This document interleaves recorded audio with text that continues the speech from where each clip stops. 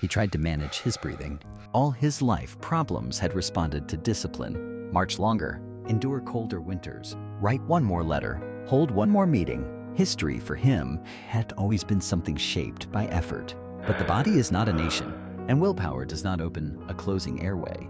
The night you have just heard, the quiet struggle, the strained whispers, the physicians moving through candlelight, that was not simply a medical emergency. It was the collision between two kinds of knowledge. Dr. James Craig carried decades of trust. He had seen wounds, fevers, infections. He had marched beside Washington through war.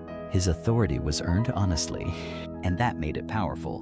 When he spoke, others listened, not because of arrogance, but because experience felt like truth. Dr. Gustavus Brown agreed. Illness meant imbalance. Remove the excess, restore harmony. The method had centuries behind it. Generations of physicians had used it.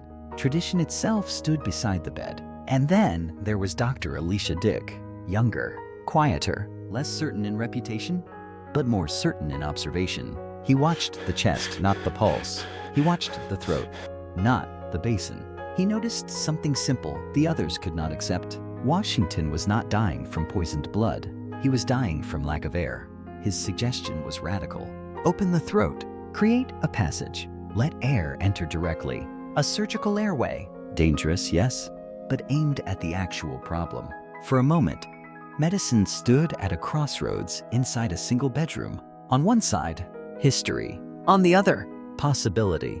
The older physicians hesitated. Not foolish men, not careless men, but human men. They carried responsibility not only for a patient, but for a symbol. If they performed the procedure and he died, they would forever be remembered as the men who cut open George Washington's throat.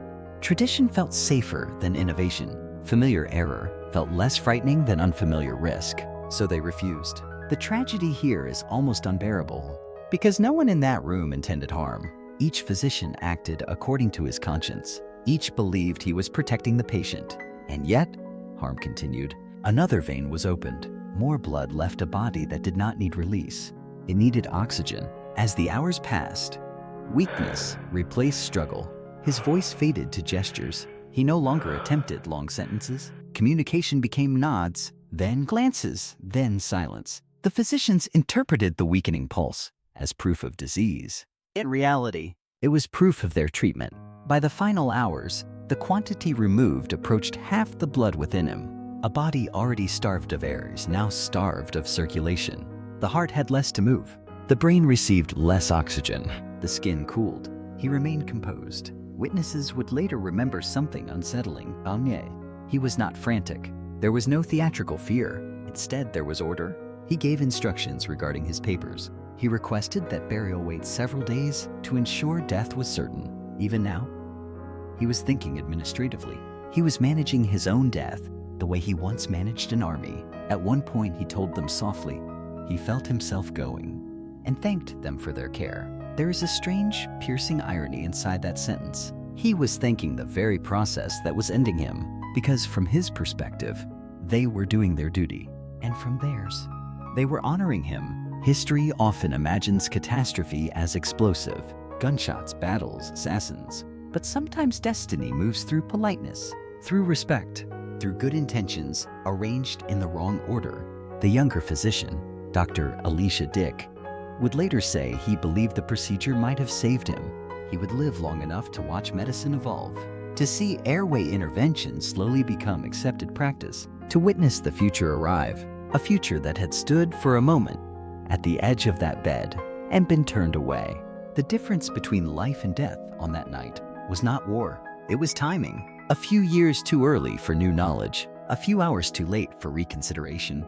The nation would mourn a hero, but the deeper tragedy was quieter. George Washington did not die because his illness was unstoppable. He died because progress had not yet earned permission to speak louder than tradition. And in that small bedroom, history revealed something uncomfortable about human nature. We do not fear being wrong. We fear being wrong publicly, so we cling to what is accepted, even when the evidence is struggling to breathe in front of us. The candles burned low. The room grew still. The physicians stepped back. Near the end, he spoke one last clear instruction: to be placed decently and not buried too quickly. Even in his final moments, He trusted order. He trusted procedure. He trusted the systems of men. And those systems, gentle and sincere, carried him quietly out of the world he helped create. The house did not feel different at first. No thunder, no sudden silence sweeping across the fields. Morning arrived the way it always had. Pale light over the Potomac, frost dissolving slowly along the ground, servants moving carefully through hallways that still remembered his footsteps. And yet, something invisible had changed. A nation had lost a leader, but Mount Vernon had lost a person. The bed was empty, the chair near the window untouched. Papers remained arranged exactly as he had ordered them, as if structure itself could delay absence. Martha Washington moved quietly through the rooms, not dramatically grieving, not collapsing, but withdrawing inward, the way people do when the world has shifted beyond language. Public mourning would soon follow. Bells would toll, speeches would be delivered. He would become marble. That is what societies do when a human life is too large to understand. They simplify it. They carve certainty into stone because uncertainty is unbearable. The story would say he died of illness, a winter sickness, a sudden inflammation.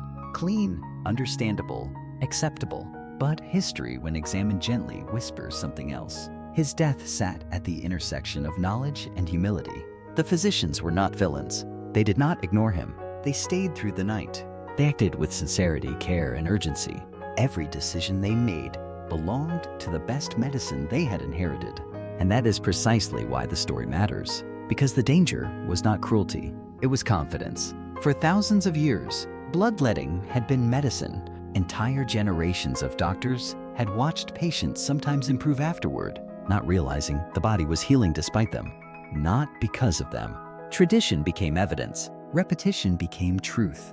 Dr. Elisha Dick represented something fragile, the moment when observation begins to challenge inheritance. He did not possess more compassion. He possessed doubt. Doubt is uncomfortable in authority. Doubt sounds like weakness. Doubt risks reputation. But doubt is also the beginning of progress. Medicine advances not when humans become smarter, but when they become less certain. George Washington lived at the exact edge of that transformation. A few decades later, airway intervention would slowly gain acceptance. Medical science would abandon the ancient humorist. Bloodletting would retreat from hospitals. Physicians would learn to ask a different question. Not what tradition says illness is, but what the body itself is showing. His death became an unintentional lesson, not written in textbooks immediately, not proclaimed openly, but absorbed gradually into the culture of medicine. A quiet awareness that even the most trusted knowledge must be questioned, especially when a life depends on it. This is the butterfly effect of a private room. No assassin fired a weapon, no conspiracy unfolded. Yet the passing of one man helped push medicine toward humility, toward listening, toward the recognition that authority must bend before evidence. There is another echo, more human than scientific. Power could not protect him. He had commanded armies, shaped a republic, and defined leadership for generations. But the final decision over his life rested not in politics, not in military strength, but in the ordinary judgments of other people doing their best. History often tells us great individuals shape the world, but this story suggests something gentler and more unsettling. The world is also shaped by small decisions made in quiet rooms, by professionals following accepted wisdom, by moments where no one realizes the importance of the present until it has already become the past. George Washington's life created a nation. His death revealed a truth. Human beings do not only suffer from ignorance, we suffer from inherited certainties. And perhaps that is the final paradox. The man who warned against the dangers of permanent power was defeated by the permanence of belief. He survived revolution, yet could not survive tradition. Not because people failed him, because they trusted what they had always been taught. In the end, history did not take him in violence. It took him gently, through care, through respect, through sincere hands, guided by outdated knowledge. Which leaves us with the quiet, unsettling question. How many of our own certainties today feel as unquestionable as bloodletting once did?